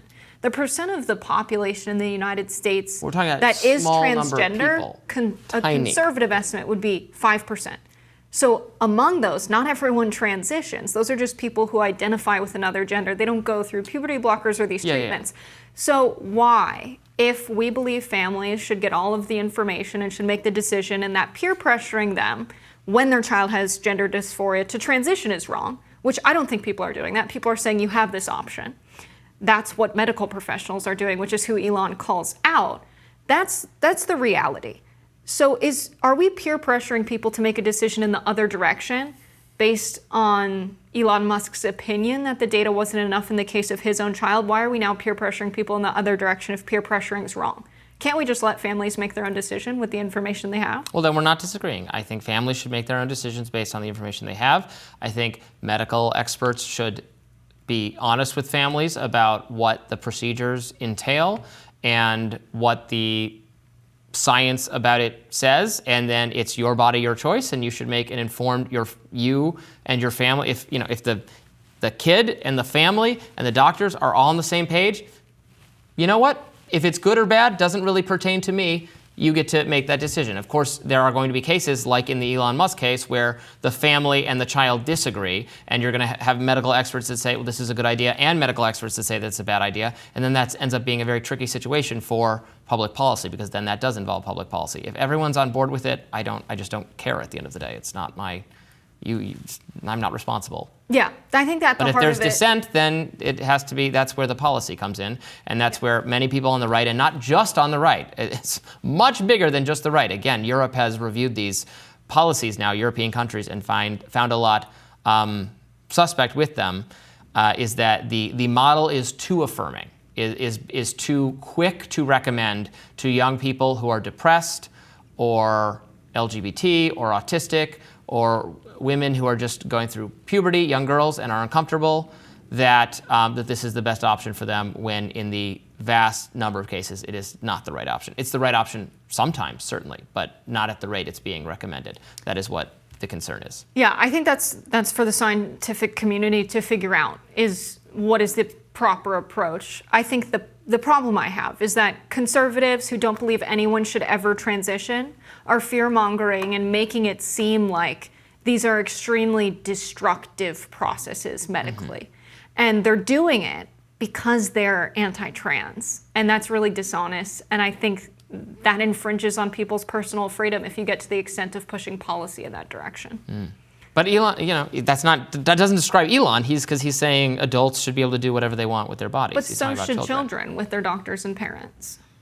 Yeah, that's where it starts to get a little trickier, because we do put some limits on what children can't consent to sex. Obviously, everyone supports that, and the age at which you can drive a car, vote, drink alcohol. These are all different, and these are somewhat socially determined. Are there some 18-year-olds who should be perfectly, 18-year-olds can vote. Some 18-year-olds who could be trusted to drink responsibly, of course. Are there some 16-year-olds who could be trusted with the right to vote? Sure. But so some of these things are socially determined, that this is the cutoff point at which no one in this category can do or is able to do things. And those definitions end up being not great, but... I think we're at a phase of societal change where everyone's like, oh my God, what? This is so different. And it's time to sit with it and realize a lot of parents make decisions with their children that impact the trajectory of their life in a permanent way all the time. And we need to assess in a moral way, are people getting hurt? What direction? What's the risk here? What's the chance of someone being much happier? And people aren't sitting with the moral analysis with a clear mind because it is so different from everything we've known culturally. But I think we'll get there. More Rising right after this. AOC won praise from conservatives after she grilled Secret Service Director Kimberly Cheatle. Now, Cheatle testified yesterday before the House Committee on Oversight and Reform, answering questions about the attempted assassination of Donald Trump. Take a listen to how AOC responded after Cheatle said there wouldn't be a complete report of the incident for another 60 days. The notion of a report coming out in 60 days when the threat environment is so high in the United States, irrespective of party, is not acceptable. And I think it's very important to understand that. This is not theater. This is not about jockeying. This is about the safety of some of the most highly targeted and valued targets internationally and domestically in the United States of America. So the idea that a report will be finalized in 60 days, let alone prior to any actionable decisions that would be made, is simply not acceptable. It has been 10 days since an assassination attempt on a former president of the United States, regardless of party. There need to be answers. AOC went further, saying the stakes are too high for this level of failure. The public deserves to have full confidence, and the stakes are too high. The violence that could break out in this political moment, regardless of party, in the event of someone getting hurt, constitutes a national security threat to the entire country. Thank you. This is how Director Cheatle, who has refused to resign, responded to the questions. I want to assure you and everyone on this committee that I'm not waiting for a report to take action. We have been conducting analysis all along, and we have been adding additional features to our security details since this incident occurred. Other lawmakers grew frustrated with Cheatle for avoiding their questions. Here's Republican Representative Nancy Mace. Let's watch. Has the Secret Service provided this committee a complete list of all law enforcement personnel that were there that day? Have you done that? Have you provided a list to the Oversight Committee? Yes or no? I will have to get back to you on that. That is a no. Have you provided all audio and video recordings in your possession to this committee, as we asked on July 15th? Yes or no? I would have to get back to you. That is a no. You're full of shit today. You're just being completely dishonest. Questions Cheatle avoided included how the gunman was able to get a rifle on the roof, why an agent wasn't on that roof, why Trump was allowed to take the stage despite people pointing out a gunman was on the roof, among other questions. Cheatle later stressed that she was not trying to be evasive, but rather was trying to provide information that was accurate. That reasoning did not stop Oversight Committee Chairman James Comer and Ranking Member Jamie Raskin from penning a joint letter urging her to resign. In a rare moment of bipartisanship, the letter said, quote, Today, you failed to provide answers to basic questions regarding that stunning operational failure and to reassure the American people that the Secret Service has learned its lessons, and we call on you to resign as director as a first step to allowing new leadership to swiftly address this crisis. I think that sounds right. Yeah, 100%. I'm usually deeply skeptical of bipartisanship. Often bipartisanship results in some of the bad policies. There's bipartisanship on things that are not good. This is completely called for, and I was happy to see it. I was very pleased that this was not made into a partisan issue where, just Republicans attacking the Secret Service. There were great questions from a number of Democrats, including Maxwell Frost and also AOC, who was getting praised by conservatives on Twitter for asking, the questions we showed there. And also, we didn't play the clip, but she also pointed out, and this is so smart, you're saying that this building was beyond the perimeter. But the AR-15 is one of the most common kinds of guns that are owned in America, and it has a range of 600 yards. So if your perimeter is shorter than 600 yards, is there something wrong with your policies then? It was a very good question, and Cheatle had no satisfying response. So anyway, I'm very happy to see this not being made into a partisan issue because Donald Trump was the target. We don't even know if there's been some suggestion in trying to understand the shooter and his motivations that he was looking for any political target. He'd also Googled Biden and locations Biden would be at. As far as I know, again, that reporting could be subject to later revision, but it's not just that it's not just about protecting Trump. It's about protecting anyone who is in political life and who is a potential target. And Kimberly Cheatle has utterly lost the faith of the American people and of Congress on this. And it is stunning. It is amazing that she will not resign in disgrace at this point. Absolutely. I think there were two things people were looking for that would make me feel okay, that would make the public feel okay if Kimberly Cheatle stayed the leader of the Secret Service. And I think one would be everyone followed protocol and policies, but there's something wrong with the policies, as AOC was trying to get at, saying this is the most popular gun in America. Why is the perimeter not within the span of that gun's range?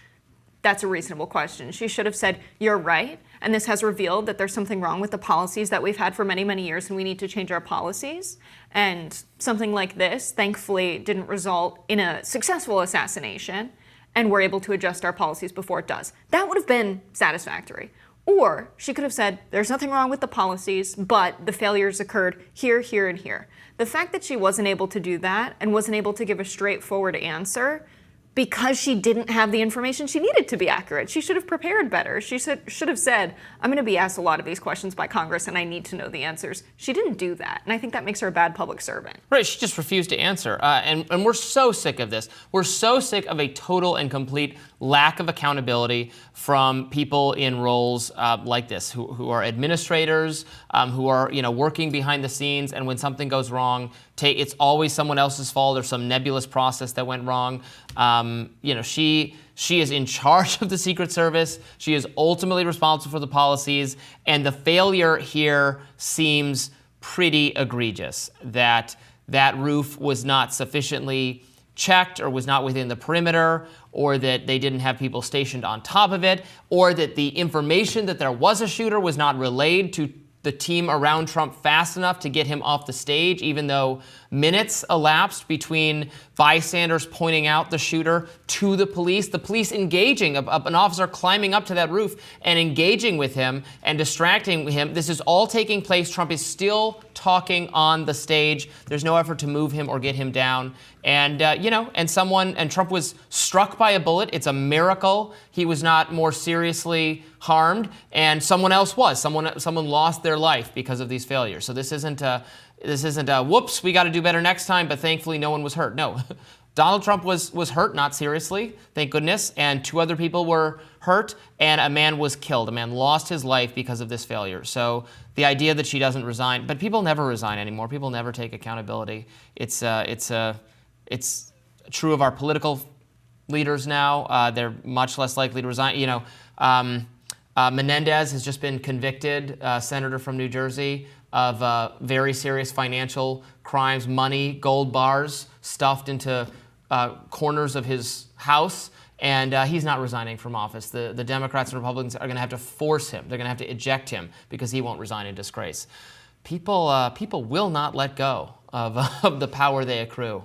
Yeah, and this has really opened the door for so many people to come up with conspiracy theories about what possibly could have happened. There's a very popular theory, thankfully, I'm not saying popular is in the majority of people, but it's enough that I see it a lot when I'm online reading about this. And it's that this was intentional, that the Secret Service was in on it, that there was a plot to assassinate Trump from within the deep state or what have you. And that Sheila Jackson Lee, who was involved in oversight, was a big part of overseeing the Secret Service. She was diagnosed with pancreatic cancer within a few weeks before the assassination attempt.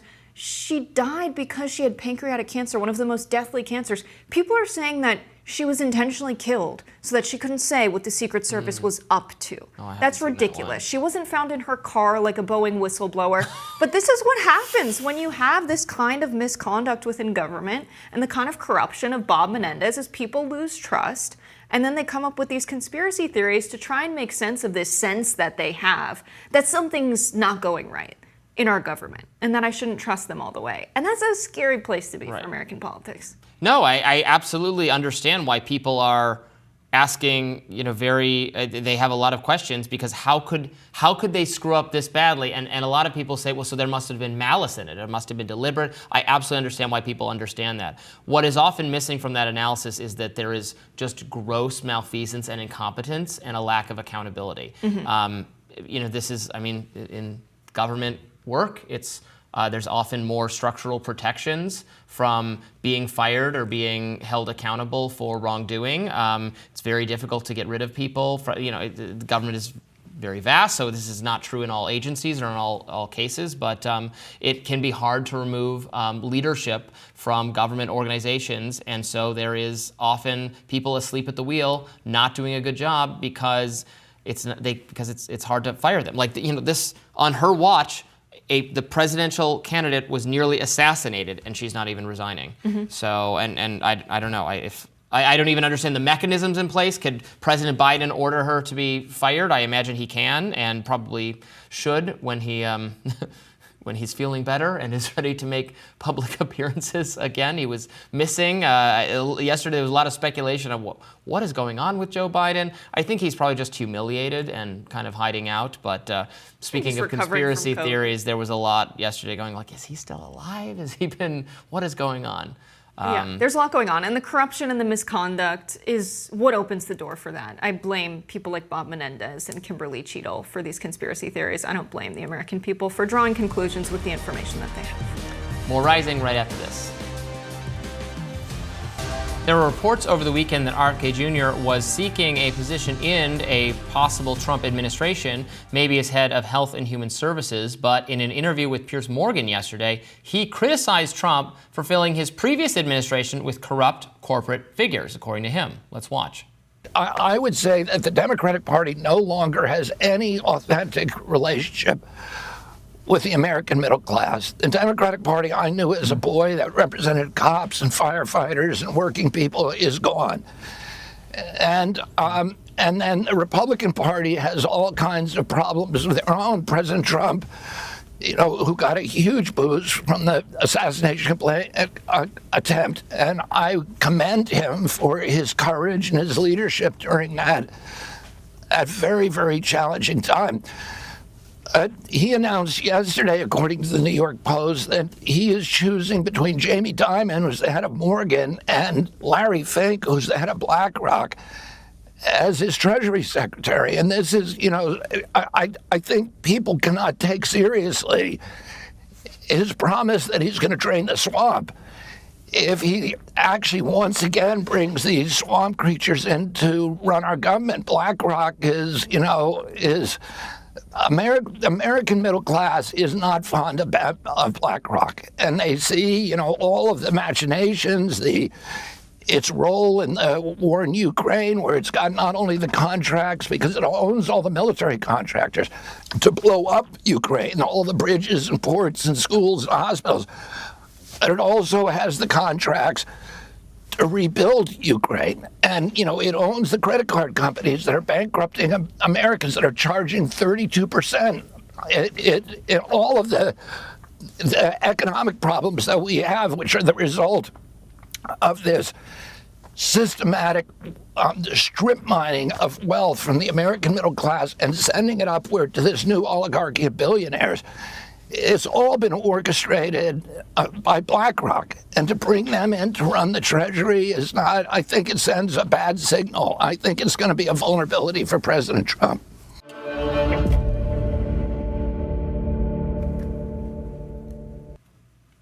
So there he was going after Trump. I mean, praising him for how he responded to the assassination, which I agree was courageous and has contributed to maybe rising political fortunes. It's fantastic that he was not killed, and the failures of the Secret Service must be dealt with. And in fact, Kimberly Cheatle has now resigned, as we announced in an earlier segment.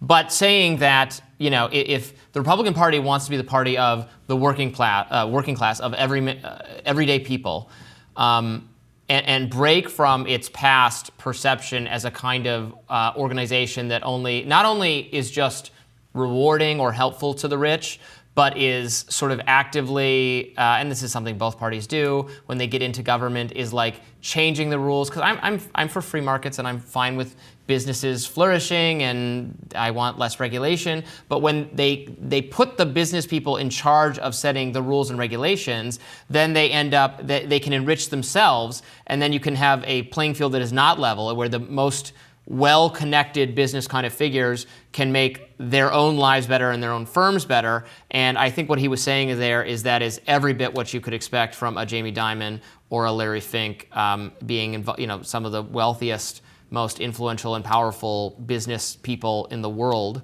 They're going to be writing the Treasury Department policies. Will those be policies that benefit everyone, that lift rising tide lifting all boats, or will those be policies that are specifically good for BlackRock? Right. I think RFK Jr. just needs to stay in the race. He does not need to drop out and endorse anyone. He doesn't need to make any deals to get a cabinet position. He needs to be in the race to say things like this, to be criticizing both parties for being friends with the ruling class, the vampire class of the country. He is right to say BlackRock, which is a financial firm that makes money off of pooling a bunch of money and investing in America's biggest corporations. They have a vested interest in corporations doing very well. That means wages being low and prices being high. It also means things like potentially prolonging the war in Ukraine and lobbying for that, because that's something that they will profit off of, as he pointed out. And regular families that can't make ends meet.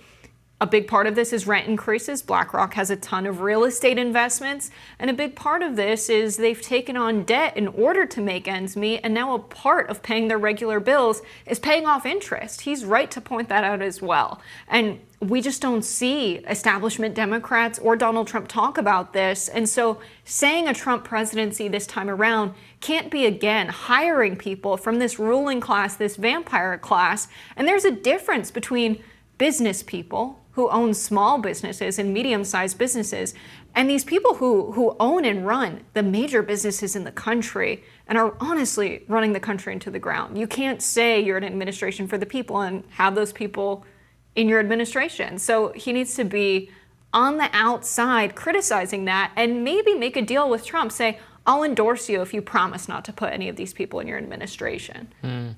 Yeah, there was reporting, obviously, over the weekend that they had some kind of conversation, and we played a clip of their phone call they had right after the assassination attempt that was recorded and leaked against RFK Jr.'s wishes, and he apologized to Donald Trump that they did that.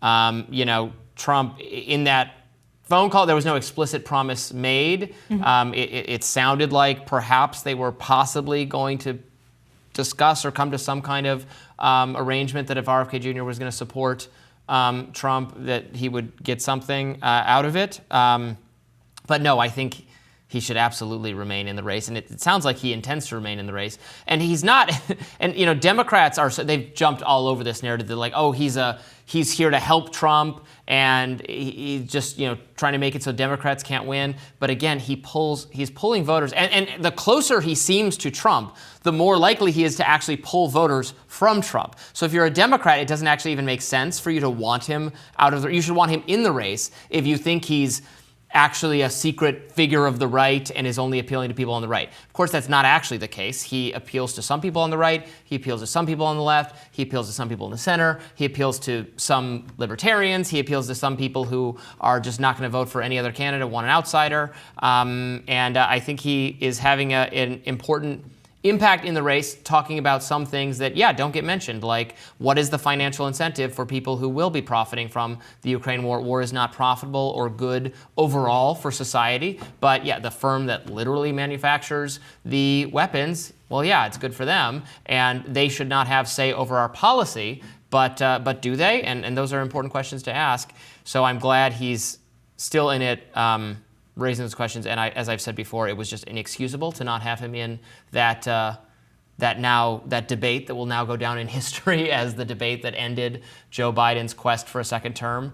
If they do end up doing another debate, I think the possibility of doing it is now up in the air again, because Trump kind of said, I had agreed to debate Joe Biden, not Kamala Harris. Why don't we do it on Fox News? So again, if the rules are up for discussion about what the debate would be, again, RFK Jr. should be in it. And right now, people are very afraid of political extremism. What they really mean when they say this is, on the right, they're afraid of communism, which they describe as this sort of authoritarian government where the government controls the economy, and it's bad. That's what you have when people from BlackRock are serving in an administration.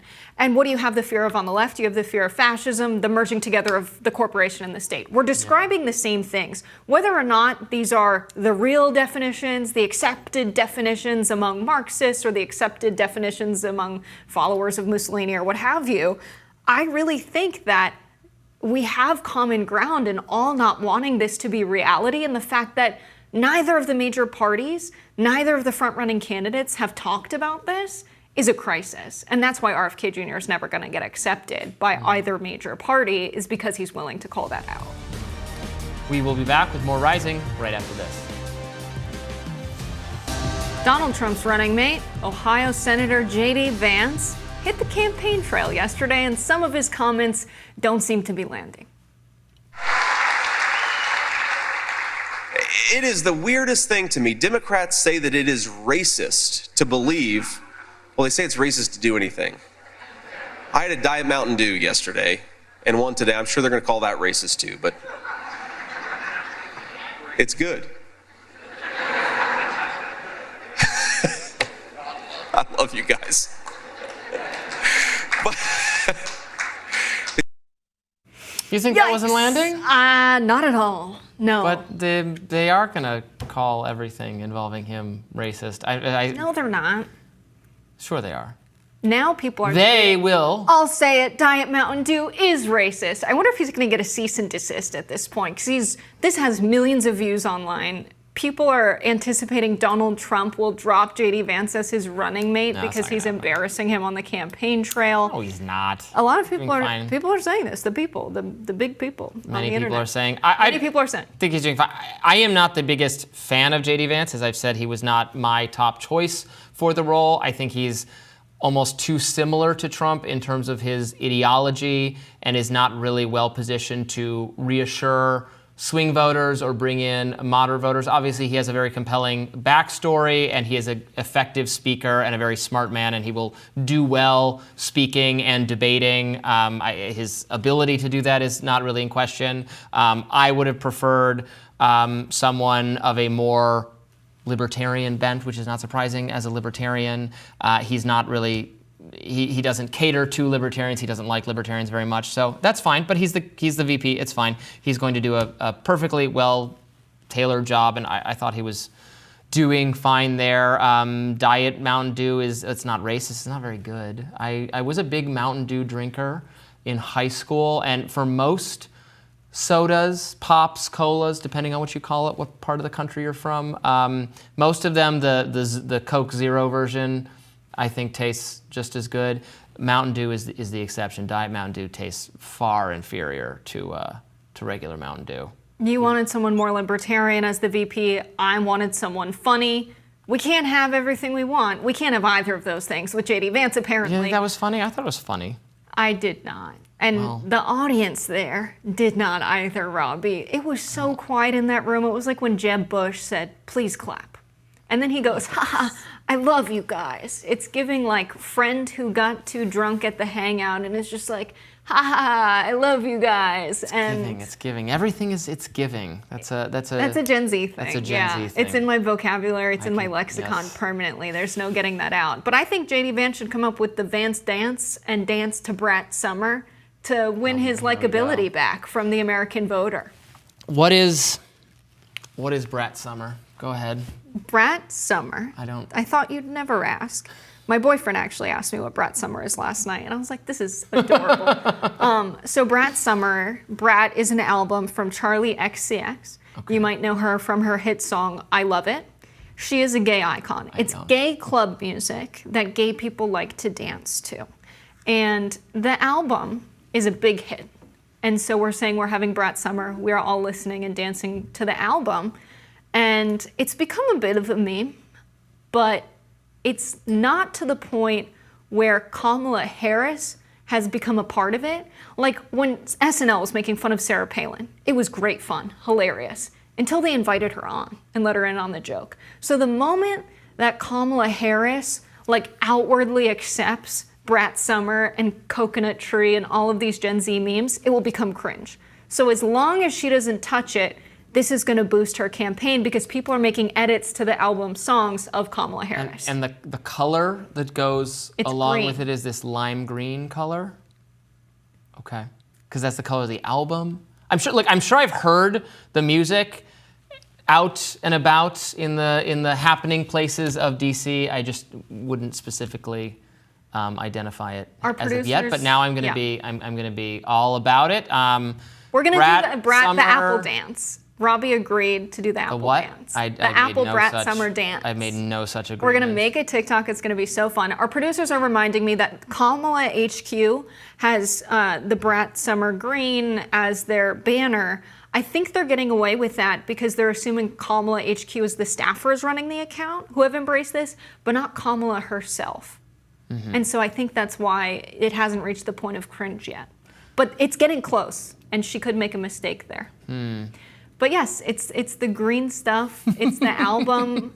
Chappell Roan is also huge right now. My shirt is very Chappell Roan. Oh, I do know that musical. There's a song by, is that a band or it's a lady? Person. It's a person. It's a lady. There is a song by, say it again? Chappell Roan.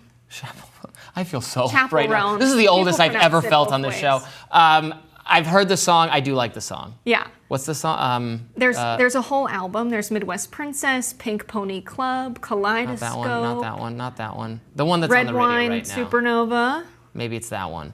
Yeah, I think that it's that one's one. a big one. I mostly listen to the radio when I'm to hear new music. Mm-hmm. Of course, I mostly listen to the station that plays like the rock of the 90s because that's all I want to listen to. And when I'm just at home with Spotify, I'm listening to the rock from like the 90s to the early aughts. Just the period of my childhood and teenage years is the only music I want to hear. I don't often, it takes a while for me to appreciate a new musical thing. I love Miley Cyrus. I will say that that's my most popular pop culture opinion. I like the new Hozier song.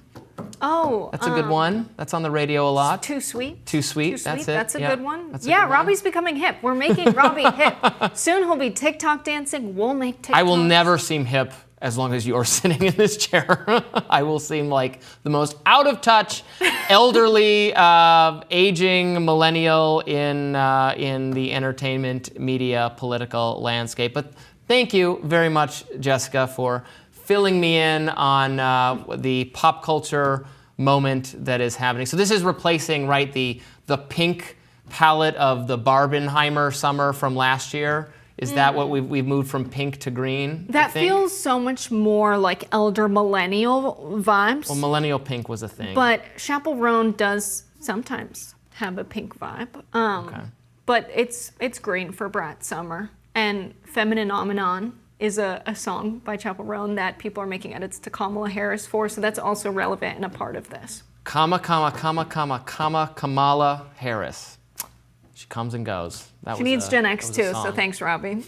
All right, let's end the show on this very interesting note. Thank you so much for tuning in to Rising. It is only Tuesday, so we will be back tomorrow. Be sure to like, share, and subscribe so you never miss any content. And for those of you who like to listen while you're on the go and the Brat album's not playing in your ears, we are available wherever you get your podcasts. See you tomorrow. Bye, y'all.